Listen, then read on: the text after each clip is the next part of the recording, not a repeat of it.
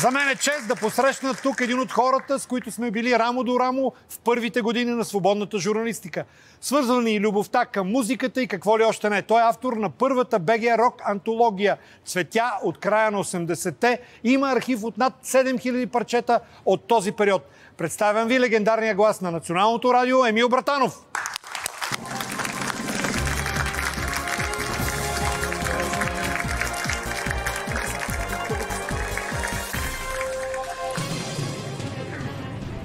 Добър вечер. Добър вечер, особено ми е приятно. На мен е два пъти повече. Заедно с Емил Братанов, дами и господа, също легендарна фигура, Румен Бончев. Здрасти, Румба, един от първите пионери на издаването на музика в България, лицензирането, групи, авторски права и прочие, и прочие. Липсват някои, които ще ни гледат отгоре. Абсолютно. Твоя са автор на книгата Румен Янев. Да. Защо "Цветя" от края на 80-те? Парчето на ревю на Васил Гюров. Първо, което те ни предоставиха. Да. Второ... Да кажем, че той игра тук "Стани богати" се представи. Да кажем, че той щеше да ми бъде без малко... Аз му викам ЖЖ.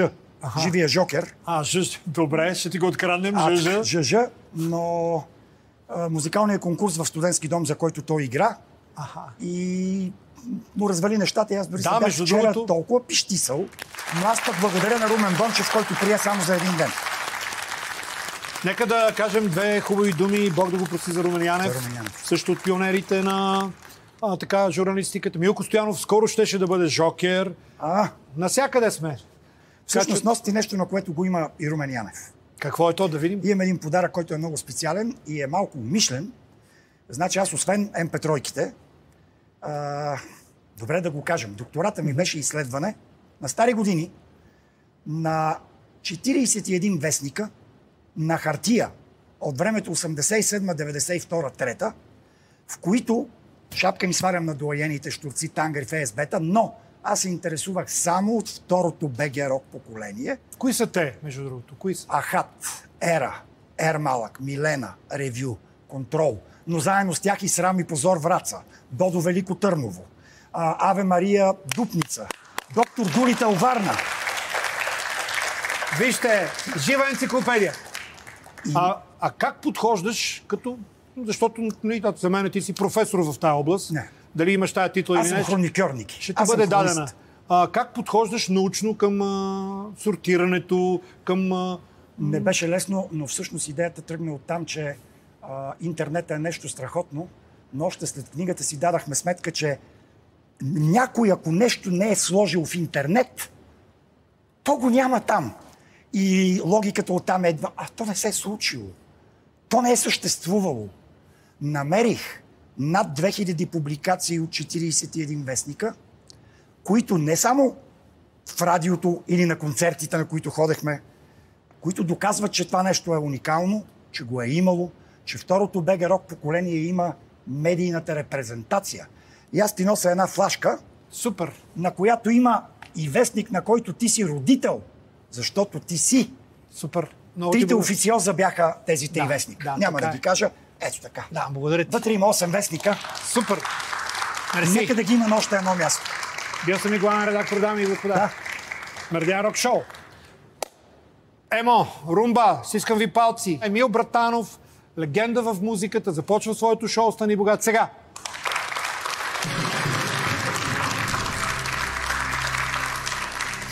Първи няколко въпроса, да ги видим.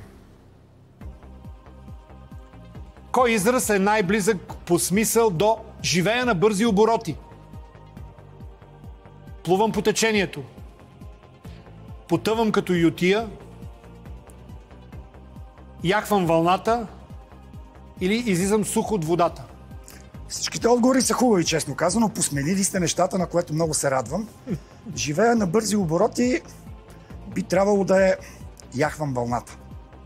Да видим. Или казано на езика на Васил Найденов, бързам, нямам време. Верен отговор. Втори въпрос. Как се нарича кратко публицистично съчинение с голяма изобличителност? Отново се въртим в журналистика. Памфлет. Памфлет. Ето. Декрет. Корсет или пирует? Отговора памфлет. Има ли журналистически жанр пирует? Има. Не, има по-скоро, да. Как да Значи, пирует, айде с кавички, може би, има. Да. И се ползва често. Бая колеги правят пируети. Верен отговор, продължаваш нагоре.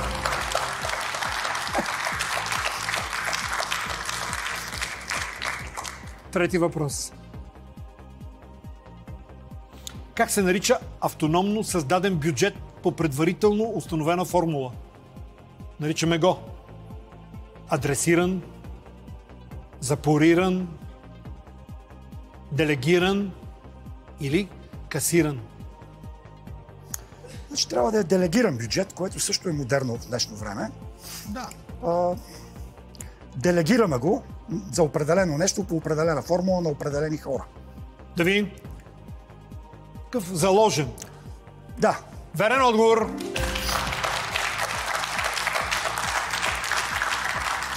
Особено често се случва в сферата на образованието. Да. Дават им се рамките и край. Четвърти въпрос. Какво притежава един радиатор? Сетих се. Зависи какъв радиатор. На бедра, дълги. Ханш. Талия. Или ребра. Ако е на много високи крака, можеше да има и бедра, но в случая притежава главно ребра. И все пак под ребрата. Верен отговор.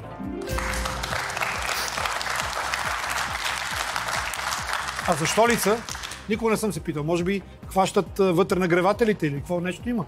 Не, значи, има причина. Предполагам, че независимо дали ще е електрически или е там с течности, това е в по-малък размер, повече пространство. Правилно. Повече пространство. Пети въпрос и първа сигурна сума. Да го видим. Коя игра се използва терминът капия? Монополи? Шах? Не се сърди човече? Или табла? Табла. Отговор Д. Верен отговор.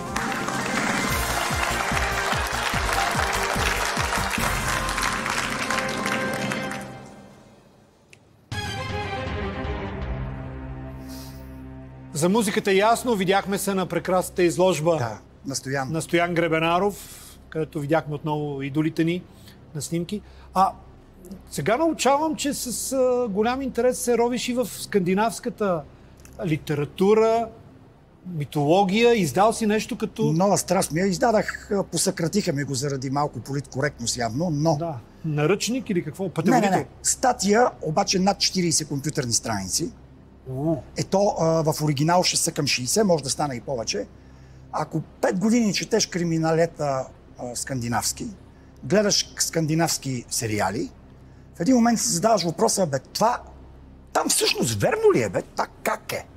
И почваш да ровиш. Първата част е какво да гледаш и какво да четеш, а втората част е какво наистина се случва там. Какво мислиш за съвременните скандинавски автори, които са провокирали твоя интерес? Значи, Юнас Йонасон се сещам. Бекман. Юн Есбьо, Да, Камила Лекберг, Кралицата. Има един много интересен дует, Юрт Русенфелд. Има един, който, признавам, няма да мога да възпроизведа, който даже е бил криминален. Криминалист е бил. И по-нататък, след като преподава, професор, това, почва да пише и книги. Лошото, Ники, на тия неща на нашите години, смея така да го кажа, е, че въдворяват и едно съмнение чисто биологическо. Чудя се дали всяка следваща данна, записана на харда, не отнема някоя предишна. Защото нещата са много любопитни, но естествено, че не може всичко да ти остане. По-скоро остава усещането и смисъла. При тебе остава, спокойно. Не знам. Ще остане и това участие тук, със сигурност. Сега вече сме в сериозните въпроси. Длъжен съм по правилата да те попитам, ще заключим ли тази първа предстояща сума? Не, все още не. Добре. Ако имаш някои такива ЖЖ, давай ги насам, пускай ги.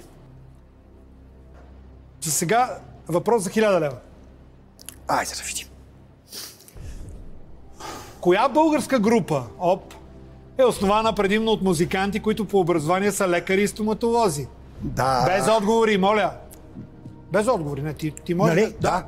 И нека въпросът е много хубав заради младите, които гледат и поради това, което аз правя от толкова години, защото ако го няма, все едно не се е случило, може би две са групите, но едната е за тук отговора. Да. Групите, които са от лекари и не толкова стоматолози и са по-стари дори от Ахат, е варненската доктор Дулитъл. Но групата, която по образование са лекари и стоматолози, са Медикус, в които имаше и артисти даже, както после стана ясно. Да, имена. Коцето. Заболекар. Заболекар. Да. Илийката. Илийката. Боже, с странните инструменти. С Да. всичките странни инструменти. Дони. Венци Везенков. Момчил. Всичко е минало оттам. Верно. Те правяха спектакли. Верно. Да видим дали има Медикус тук, дами и господа. Бетер. Остава. Антибиотика или Медикус? Отговор Д. Медикус. Да видим. Нито един кариес. Репликата не е от текст на Медикус, но вие си знаете откъде е. Все пак имаме рекламите по BTV и след това се връщаме обратно.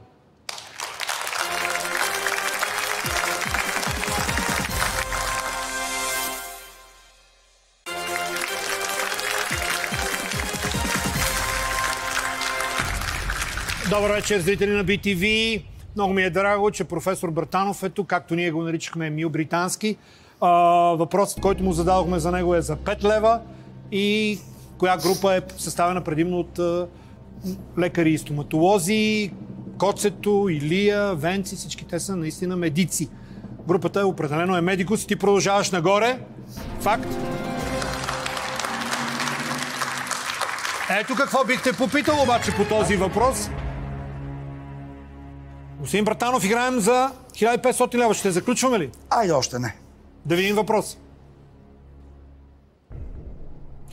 Кое от българските висши училища е най-старо? Софийският университет. Нов български университет. УНСС. Или УАСГ. Това беше университета за стопанство. Архитектура, строителство и геодезия. Новите абревиатури, да. Легендарното, единственото, учебното заведение, което все още е в класациите, по-високо от другите, което все още, дай Боже, да е престижно да завършиш. Софийския университет. Кога е основан? 1888. 88. Трите осмици. Трите осмици. Да видим дали това е верен отговор. Трите осмици. Маркираш Софийски университет. Да, Нека кажем и другите в класацията. УНСС-то известно, нали, преди като икономическия. 1920, сериозна история и тук. ИСИ-то или УАСГ 1942 година, Нов български университет е Нов български от 1991. Иначе 1888 година. Верен отговор. Ти се качиш нагоре.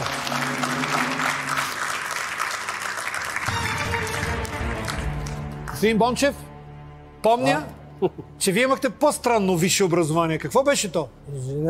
Инженер. Да. Какво сте завършили? Автоматика и телемеханика. А как от МЕИ. МЕИ скочихте в рок-музиката, в...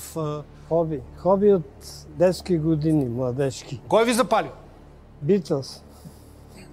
Коя беше първата плоча, която ти падна в ръцете? Как се почувства ти? Сигурно като Първата плоча... дете на Коледа. Един мой съученик в 7-ми клас, брат му пътуваше по корабите и донесе един сингъл на Битълс, She Loves You.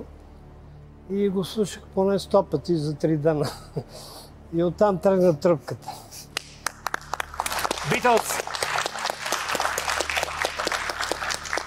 Емо, към играта ти ще заключим ли тези 2000 или за сега? Не, още малко. Още малко, да изпитаме съдбата. Да. Да видим. Въпрос за 2000, уважаеми дами и господа. Как се казва поредицата от романи, чиято екранизация е сериалът Игра на тронове? Едно явление. Стар Трек, Песен за огън и лед. Колелото на времето или Войната на разлома. Войната на разлома също е една много хубава поредица. Мисля, че съм чел 3. Стар Трек е една класика, която дори човек да не помни имена и герои, поне трябва да знае, че това е епоха.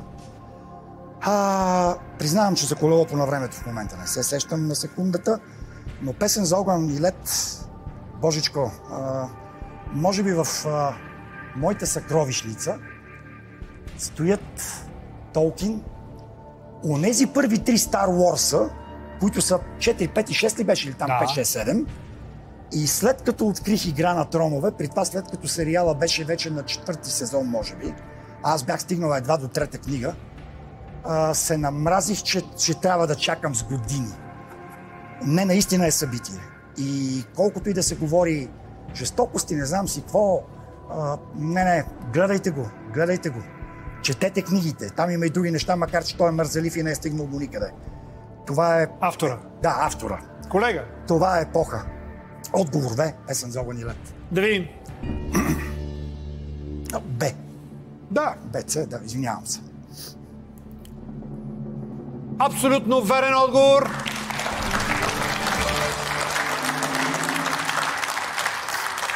Доколкото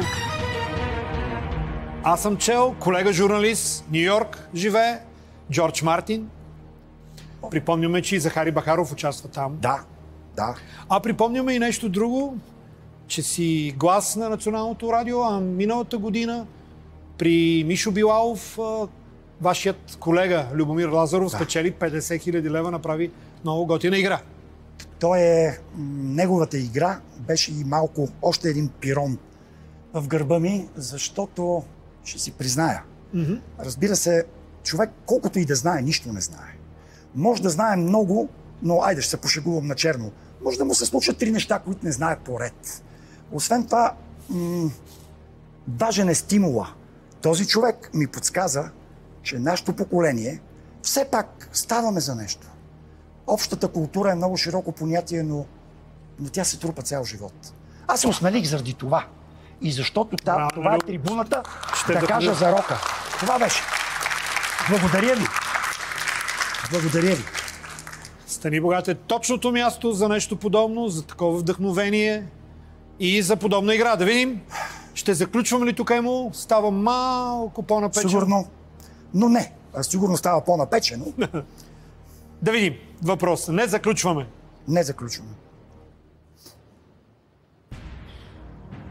В коя планина са върховете? Кутело, Полежан и Каменица. Те са в Рила. Те са в Пирин. Те са в Родопите. Или те са в Осогово. Така. Да помислим малко. Значи в Родопите не са. Изключвам ги. Всъщност се насочвам, тя и Осогово е малко на тука.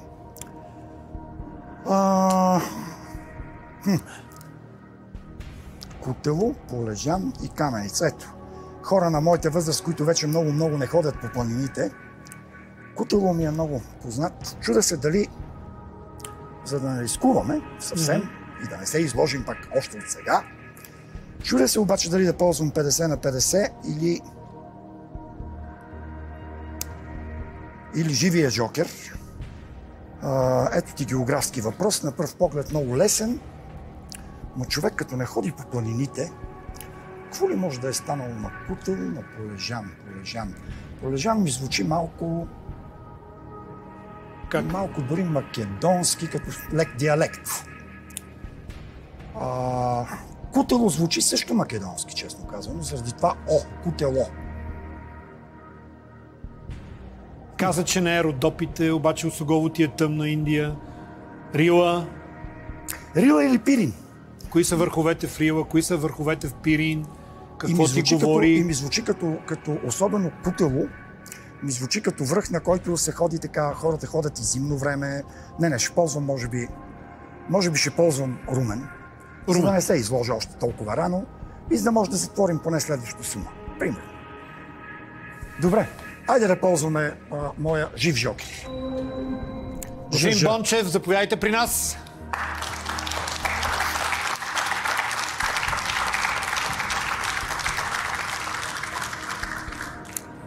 Официално добър вечер, Румене. Да. Вечер. Рокаджия, издател, планинар. Чак толкова.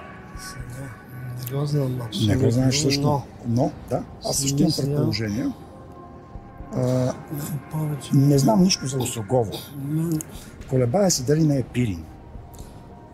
Повече му влече към Родопи, но... Не мисля, че е Родопи. Кутело, Полежан, Каменица.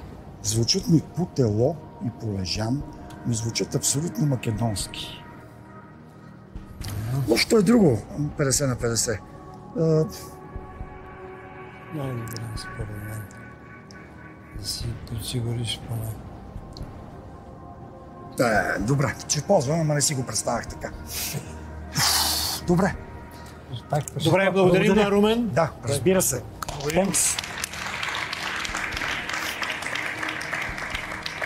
Господин Британски, вашето решение?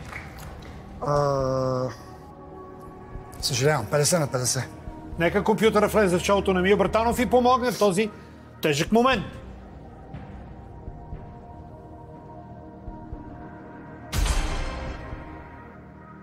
Пирин срещу Осогово. Ново 20. Абсолютно. Или първоначално 20. Първоначално 20. Стана още по-зле. Не. В крайна сметка, Пирин е планината, която първоначално интуитивно ме наведена там. Но Осогово също е от този край. Също попада в македоноговорните диалектни... не, много зле стана наистина. Другия въпрос е просто да рискувам за Пирин, да продължа още малко да си мисля, но все пак, да, сещам се Гюров като игра. Той игра поне 3-4 въпроса, отговори чисто интуитивно и каза, че интуицията помагала. Добре, ще рискувам. След два жокера опукани би било срамота. Срамота ще разбира се и да не улуча, за който ме гледа, но аз бих му казал да дойде да играе. Затова тази игра е толкова велика. Професор, точно така. Твоята отговор е... Бетни. Играем. Те са второ, четвърто и пето място в една от най-високите планини в България. Преди тях е само Вихрен. Пирин, верен отговор.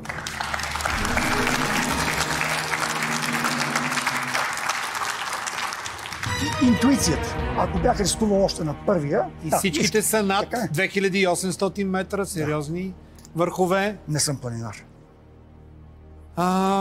И наистина, Кутело, Полежан, някой си е полегнал. Такова македонско малко. Да работим, ама да си полегнем. Значи, може би Макар просто... че и Осогово да. е там, Кюстендилско. Да, за това се... Предварително мога да си отговоря на следващия въпрос. Да.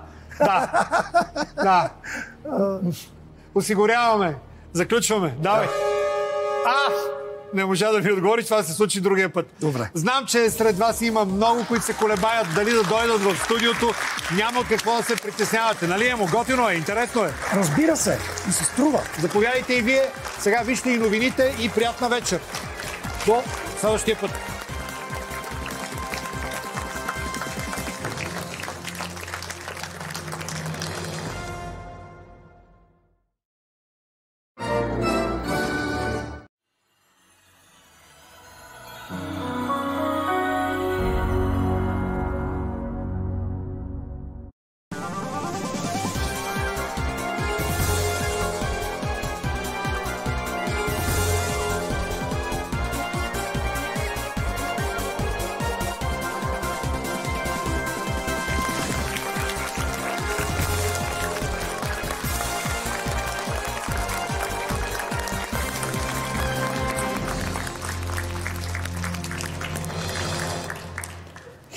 Хюстън, нямаме никакви проблеми. Започвам с тази перифраза на една от най-известните космически реплики, защото съм убеден, че нашата мисия днес ще е повече от успешна.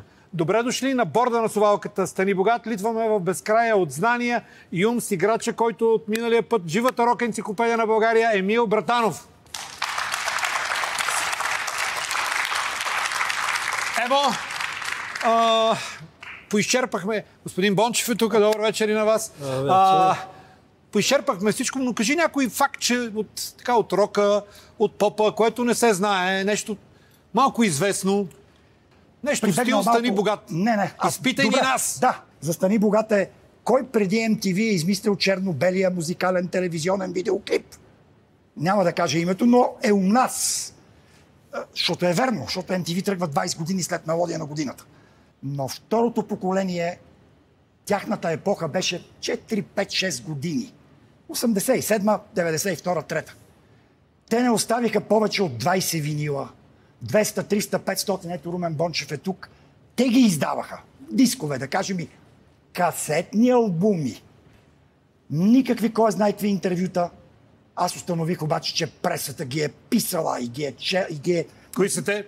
Всичките тези групи, които са повече от 1000 и са оставили нищо. Това искам да кажа. Това нещо трябва да продължи. Защото с хора като теб, които да описват историята. С хора след нас, Ники. Искаме ти палци. Да, сега да погледнем как се движиш, на коя планина си. Слязах от върховете. на този свят ли си Пирин? Кутово ще те чака да си полегнеш на Полежан. Тук обаче те чакат въпрос за 5000 лева. Да. Хубав, готин въпрос, дай Боже. Дай Боже, имам един жокер. Емо, да открием играта за тази вечер. Дами и господа, Емил Братанов продължава своето шоу Стани богат сега.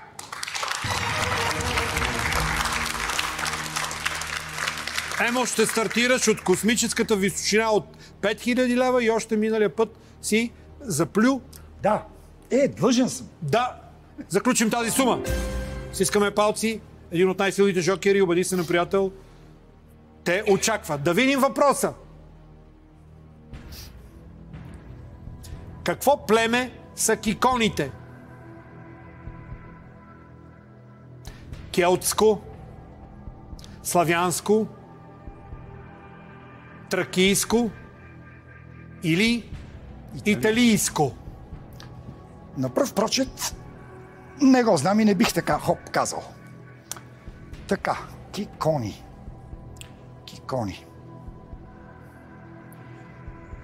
Не съм го... Поне не ми е в главата така.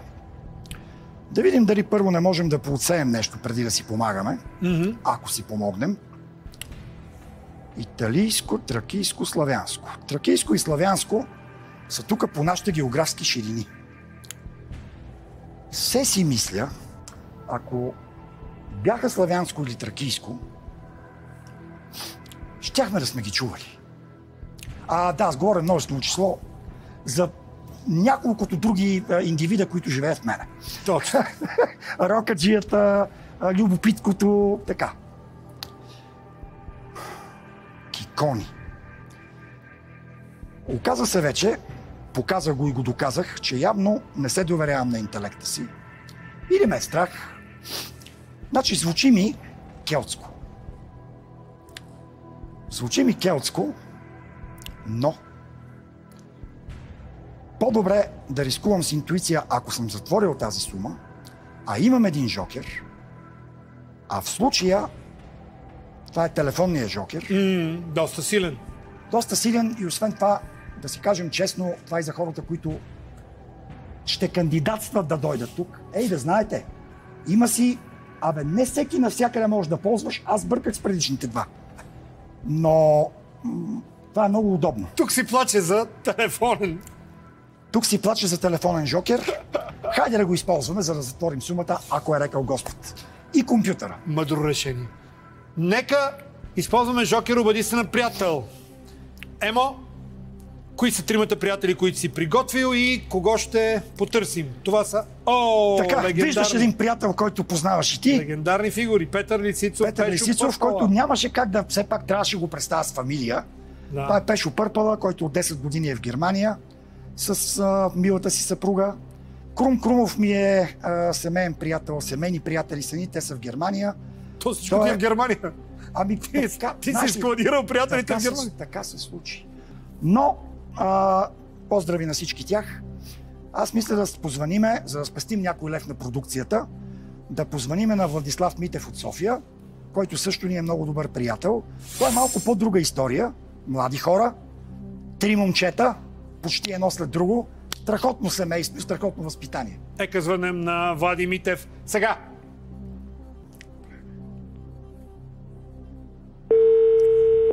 Така, просто е да го чувам и аз, и той да ме чува. Важно е. Ало? Добър вечер, Влади Митев търся. Да, здравейте, аз съм на телефона. Привет, Влади, Ники Кънчев от шоуто Стани богат. Много се радвам, че си на линия. Имаме обаче само 30 секунди.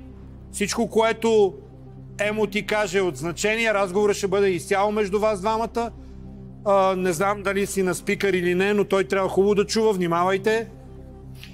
Той трябва да ме чува хубаво. Да. Стартираме сега. Пиши.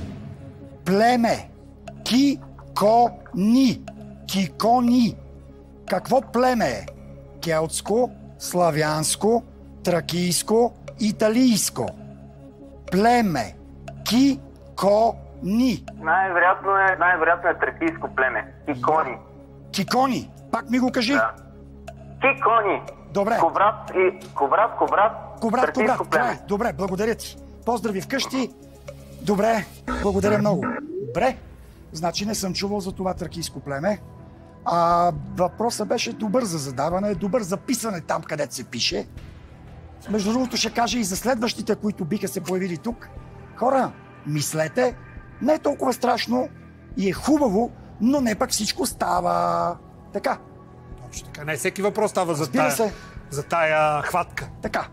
Отговор С. Тракийско. Доверявам се. Няма да го направя. Той го каза. Да. Верен отговор!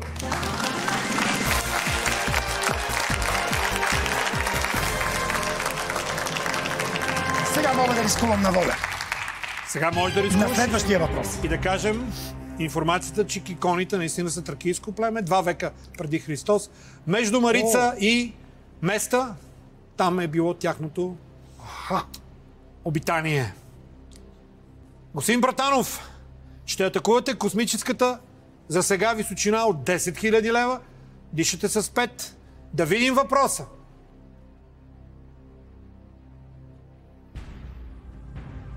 На гроба на кой поет и писател на 19 януари се поставят коняк и 3 рози 175 години след смъртта му?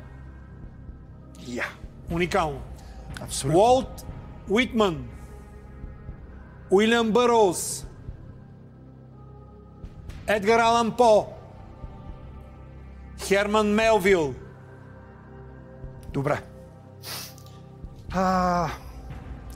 Всъщност е много хубаво и така да можеш да си позволиш. Ако случайно го прескоча на следващия хич, няма да ми е същото. Но Херман Мелвил, Соня Кит, просто няма как да е точно коняк, щеш да бъде ром. Рози? Не. Да кажем по метода на изключването, че за сега махам Мелвил. Едгар Алан По. Страхотно. Това е човека, измислил Криминалето, Къщата Ръшър, всичко останало.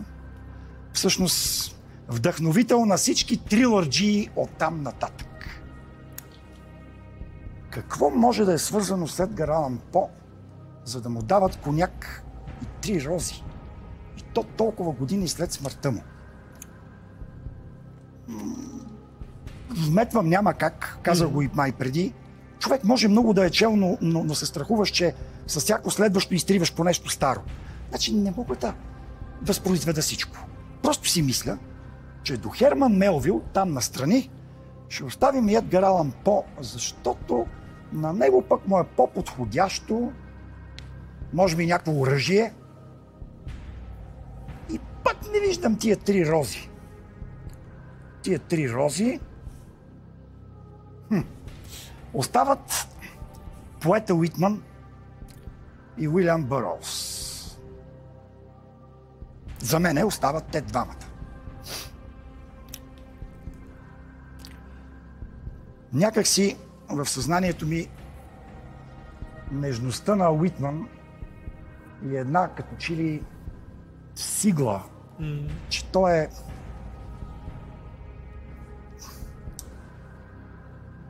поета че той е по-подходящ за коняка и трите рози, отколкото Бъроуз. Кой е най-стария от тях? Няма да мога така да го измисля. Уилям Бъроуз. Уилям Бъроуз или Уолт Уитман. За мен Уолт Уитман е оная поезия, която ми носи аромата на коняк. А три рози, но не знам защо са три рози. Но вероятно това е една голяма любов, вероятно това е роза за някой. Да, с още малко, ако имам още 20 минути, аз ще стигна и до стихотворението. Ако разбира се, съм изобщо в правилната посока на Уолт Уитман. Тип символ. Точно. Някаква почет. И всъщност го гледам точно като символ и като един остатък от възприятие. С какво го свързваш? И може би малко интуиция. Гюров, като тебе. Отговора Уолт Уитман. Да видим.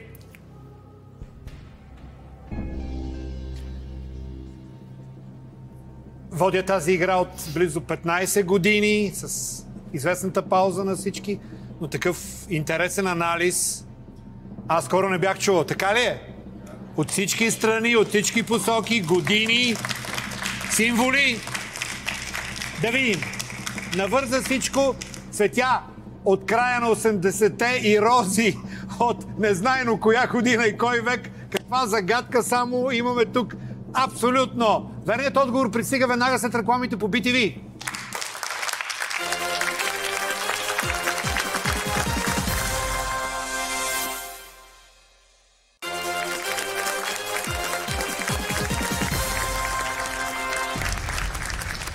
Здравейте! Класически Стани Богат по BTV. Професор Емил Братанов. Защо още не си професор? Какво? Кой? Доктор съм. Доктор съм, такъв общ доктор. PhD. Малък доктор. GP. Рок доктор. Рок доктор. Хубав въпрос му зададохме, в който има гроб, поет, писател, 19 януари. Сега, 165 години след смъртта му, все още идват хора и правят този ритуал. Веднага слагат коняк и три рози. Веднага сетих, че съм бил в Перла 6, специално в Перла 6, за да отида на гроба на Джим Морисън, където има цигари, запалена цигара стои, сипано е малко, хората го обичат, идват, носят си леко. Наистина? Да. Настръхвам и до сега.